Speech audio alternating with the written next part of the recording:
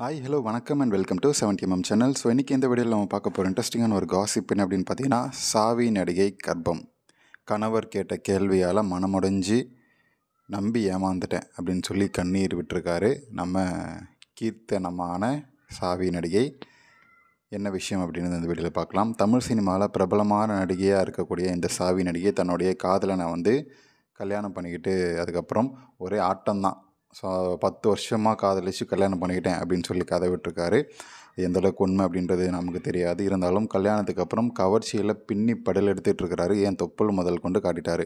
நடிக்க ஆடைய குறைச்சிக எல்லாத்துக்குமே முழு சுதந்திரம் கொடுத்துருக்காரு அப்படின்னு கோலிவுட் வட்டாரத்தில் பேசப்பட்டு வருது. ஆனால் தற்போது நடிகை சாவி நடிகை கர்ப்பமாக இருக்கிறதா இணையத்தில் தகவல்கள் பரவிட்டுருக்கு. ஸோ இது அவருடைய ரசிகர்கள் மத்தியில் ஒரு காண்டை தான் ஏற்படுத்தியிருக்கு. இன்னும் தொப்புள் எதுவுமே முழுசாக காட்டல, அதுக்குள்ளே கர்ப்பம் போயிட்டு குழந்தை பெற்றுட்டு அப்படியே மொத்தமாக சினிமாவுக்கு முழுக்க போட்டுறதம்மா, இன்னும் நீ காட்ட வேண்டியது நிறைய இருக்குது. இப்போ தான் உன்னுடைய 2 மலை பாகங்களே முன்னழகுமே காட்ட ஆரம்பிச்சிருக்கிற, இன்னும் நிறைய பாகங்கள் இருக்குது, உனக்கு பின்னழகு எடுப்பாக இருக்குது, அதையெல்லாம் காட்ட வேண்டிய டைம்லாம் இன்னும் நிறைய இருக்குது, அதுக்குள்ளே சினிமா விட்டு ஓடிடாத அப்படின்றத எல்லா ரசிகர்களுடைய எண்ணமாக இருக்குது. ஸோ இப்படி சாவி நடிகை கல்யாணத்துக்கு முன்னாடியே குழந்தை பெற்றுக்கிறது சுமார் ஒரு 10 வருஷம் தள்ளி போடணும் அப்படின்னு சொல்லி தான் தீர்மானிச்சிருக்காரு.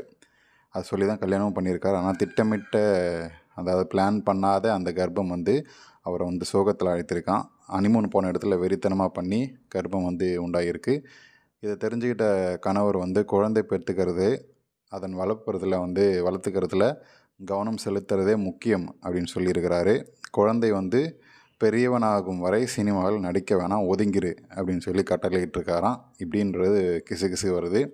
கடவுள் கொடுத்த வரம் நம்ம நிராகரிக்க முடியுமா அப்படின்னு சொல்லி புருஷன் சொன்னதாகவும் இந்த மாதிரியான தகவல்கள் வந்துட்டுருக்கு. இதனால் சாவி நடிகை தன்னுடைய பெற்றோர்கிட்ட இந்த விஷயத்தை பகிர்ந்து கொண்டு கண்ணீருடன் குழப்பத்தில் அந்த விஷயத்தை என்ன பண்ணுறது அப்படின்னு சொல்லி தெரியாமல் முழிச்சிட்ருக்கிறாராம்.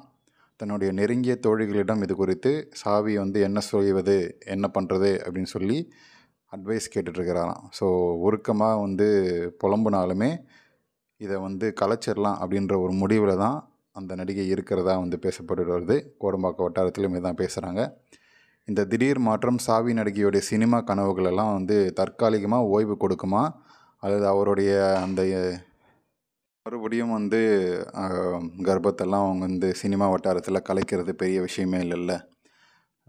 கல்யாணத்துக்கு முன்னாடி சில பல அட்ஜஸ்ட்மெண்ட்டுகள் பண்ணும்போது நடிகைகள் எதிர்பாராத விதமாக கர்ப்பங்கள் தரிக்கிறதும், அதை தரிக்காமல் இருக்கிறதுக்காக காப்பர் டீ போடுற விஷயங்கள்லாம் நம்ம சேனலில் நம்ம பேசியிருக்கோம். சில நடிகைகள் அந்த மாதிரி பண்ணாங்க அப்படின்னு சொல்லி.